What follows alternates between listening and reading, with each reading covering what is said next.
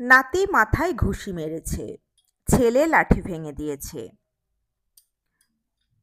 বারবার নিগৃহীত বর্ষীয়ান অভিনেতা শঙ্কর ঘোষালের কান্না জড়িত দাবি। ৭৫ বছরের বৃদ্ধ ছেলে বৌমার নাতির নির্যাতনে ক্লান্ত হয়ে বললেন, আমি ওদের সঙ্গে পারি না। আর কি জানিয়েছেন অভিনেতা? বিস্তারিত থাকছে এই ভিডিওতে। বন্ধুরা, চ্যানেলে নতুন হলে চ্যানেলটি সাবস্ক্রাইব করে রাখতে পারেন ও ভিডিওটি শেয়ার করতে পারেন। উত্তর কলকাতার গৌরীবাড়ি এলাকায় বসবাসকারী প্রবীণ অভিনেতা শঙ্কর ঘোষালকে ঘিরে সামনে এসেছে এক উদ্বেগজনক অভিযোগ। তার দাবি, নিজের পরিবারেই তিনি দীর্ঘদিন ধরে মানসিক ও শারীরিক নির্যাতনের শিকার হচ্ছেন। দোল উৎসবের সন্ধ্যায় এক সংবাদ মাধ্যমের কাছে কথা বলতে গিয়ে আবেগপ্রবণ হয়ে পড়েন অভিনেতা। তিনি জানান, ছেলে ও বৌমার মন মতো চলতে না পারার কারণেই নাকি তার উপর রাগ ঝাড়েন পরিবারের সদস্যরা। বয়স তার এখন ৭৫। শারীরিকভাবে দুর্বল হয়ে পড়েছেন, তাই কোনো প্রতিবাদ করার শক্তিও নেই বলে জানান তিনি। অভিনেতার কথায় পরিস্থিতি এমন পর্যায়ে পৌঁছেছে যে নিজের বাড়িতেই তিনি নিরাপদ অনুভব করেন না। তার অভিযোগ, নাতিও নাকি তাকে মারধর করেছে এবং ছেলেও আক্রমণাত্মক আচরণ করেছেন। এই বক্তব্য প্রকাশ্যে আসার পর স্থানীয় মহলসহ বিনোদন জগতেও বিষয়টি নিয়ে আলোচনা শুরু হয়েছে। পরিবারের ভেতরের এই বিরোধ কতটা গুরুতর তা নিয়ে নানা প্রশ্ন উঠলেও আপাতত অভিনেতার অভিযোগই আলোচনার কেন্দ্রে রয়েছে। শঙ্কর ঘোষালের দাবি, এই অত্যাচার কোনো একদিনের ঘটনা নয়, বরং বহুদিন ধরে চলা সমস্যার ফল।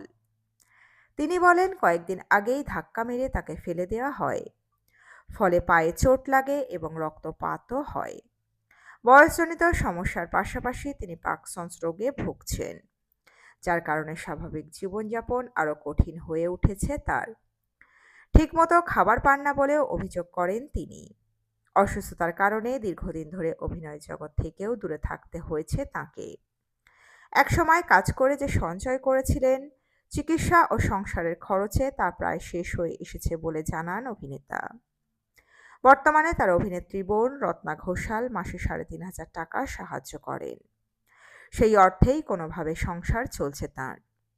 তিনিও তার স্ত্রী ভারতী ঘোষাল সেই টাকায় দিন কাটানোর চেষ্টা করছেন বলে জানান। তবে এই আর্থিক সংকটের মধ্যেই পারিবারিক অশান্তি তার জীবনের সবচেয়ে বড় সমস্যা হয়ে দাঁড়িয়েছে বলে দাবি করেছেন তিনি। এই ঘটনায় পরিবারের ভেতরেই দেখা গিয়েছে মতভেদ। অভিনেতার স্ত্রী ভারতী ঘোষাল স্বামীর অভিযোগ মানতে নারাজ। তার বক্তব্য, শঙ্কর ঘোষাল নাকি সহানুভূতি পাওয়ার জন্য ঘটনাগুলি বাড়িয়ে বলছেন এবং বাস্তবে তেমন কোনো অত্যাচারই হয়নি তার সাথে।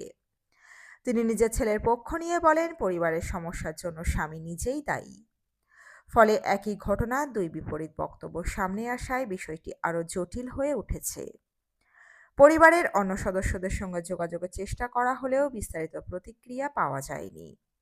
অভিনেতার বোন রত্না ঘোষালের সঙ্গে যোগাযোগ চেষ্টা করা হলেও তার ফোনে সাড়া মেলেনি বলেই জানা যায়। ফলে ঘটনার সম্পূর্ণ চিত্র এখনও স্পষ্ট নয়। তবে প্রবীণ একজন শিল্পীর এমন অভিযোগ সামনে আসায় সাধারণ মানুষের মধ্যে উদ্বেগ তৈরি হয়েছে এবং বিষয়টি নিয়ে নানা মহলে আলোচনাও শুরু হয়েছে। অভিনেতার আরও অভিযোগ, এখানেই তিনি থেমে নেই। তার দাবি, ছেলে নাকি তাকে বাড়ি ছাড়ার জন্য চাপ দিচ্ছেন। যদিও বাড়ির মালিক তিনি নিজেই হওয়ায় সেই চেষ্টা সফল হয়নি বলেই জানান। পরিস্থিতি নিয়ন্ত্রণের বাইরে চলে যাচ্ছে বুঝেই দোলের দিন তিনি মানিকতলা থানায় ফোন করেন বলে জানান অভিনেতা। নিজের নিরাপত্তার জন্য ছেলের বিরুদ্ধে লিখিত অভিযোগ দায়ের করতে চেয়েছিলেন বলেও দাবি করেন তিনি। তবে পুলিশ নাকি সেভাবে সহযোগিতা করেনি বলে অভিযোগ তুলেছেন শঙ্কর ঘোষাল। এই ঘটনার পর পুলিশের ভূমিকা নিয়েও প্রশ্ন উঠতে শুরু করেছে। যদিও থানার পক্ষ থেকে জানানো হয়েছে বিষয়টি খতিয়ে দেখা হচ্ছে এবং প্রয়োজনীয় পদক্ষেপও নেওয়া হবে। তদন্তের আগে কোনো চূড়ান্ত মন্তব্য করতে চাননি পুলিশ আধিকারিকরা। এই ঘটনাকে ঘিরে আবারও আলোচনায় উঠে এসেছে প্রবীণ নাগরিকদের নিরাপত্তা ও পারিবারিক সম্পর্কের টানাপোড়েনের বিষয়টি। সমাজের অনেকেই মনে করেন, পরিবারের ভেতরের সমস্যা অনেক সময় প্রকাশ্যে আসে না এবং বয়স্ক মানুষরা নীরবে কষ্ট সহ্য করেন। শঙ্কর ঘোষালের অভিযোগ সত্য কিনা তা তদন্তের পরই স্পষ্ট হবে। তবে এই ঘটনা সমাজের বয়স্কদের প্রতি আচরণ এবং তাদের নিরাপত্তা নিয়ে নতুন করে ভাবনার সুযোগ তৈরি করেছে। বিশেষজ্ঞদের মতে পারিবারিক বিরোধ দ্রুত সমাধান না হলে পরিস্থিতি জটিল হয়ে ওঠে এবং মানসিক চাপ বাড়ে। আপাতত পুলিশের পর্যবেক্ষণে রয়েছে পুরো বিষয়টি। পরবর্তী সময়ে তদন্তের অগ্রগতি ও পরিবারের অন্যান্য সদস্যদের বক্তব্য সামনে এলে ঘটনার প্রকৃত চিত্র স্পষ্ট হবে বলেই মনে করা হচ্ছে। পরবর্তীতে রত্না ঘোষালের সঙ্গে যোগাযোগ করা সম্ভব হয়। সংবাদ মাধ্যমের সঙ্গে কথা বলতে গিয়ে রত্না ঘোষাল স্পষ্ট জানিয়েছেন, দাদার সমস্ত অভিযোগ সম্পূর্ণ মিথ্যা। তার কথায় পরিবারের সদস্যদের বিরুদ্ধে এমন অভিযোগ বিশ্বাসযোগ্য নয়। তিনি বলেন, শঙ্করের স্ত্রী বা ছেলে কেউই এমন আচরণ করতে পারেন বলে তার মনে হয় না। এমনকি মানসিক নির্যাতনের অভিযোগও তিনি মানতে নারাজ এবং পুরো বিষয়টিকেই ভিত্তিহীন বলে দাবি করেছেন অভিনেত্রী। রত্না আরও জানান, তিনি নিয়মিত পরিবারের সঙ্গে যোগাযোগ রাখেন এবং কোনো সমস্যার ইঙ্গিত পেলে নিশ্চয়ই বুঝতে পারতেন। তার মতে শঙ্কর ঘোষাল বর্তমানে মানসিকভাবে স্থির নেই বলেই এমন কথা বলছেন।